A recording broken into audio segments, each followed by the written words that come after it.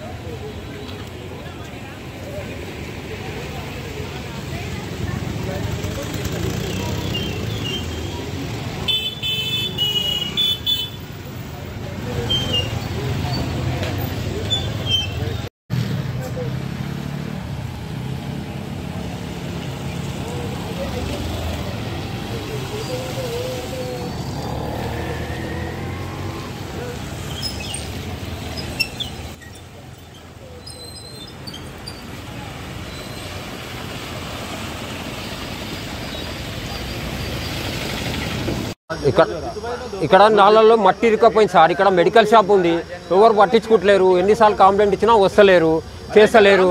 ఇక్కడ ఎవరైనా రావాలంటే చాలా ఇబ్బంది ఉంది, షాప్కి రావాలంటే ఇబ్బంది ఉంది. దుకాణం ముందర మొత్తం పొంగుతుంది. 15 రోజులు అవుతుంది, ఎవరు పట్టించుకుంటలేరు, ఎవరు వస్తలేరు.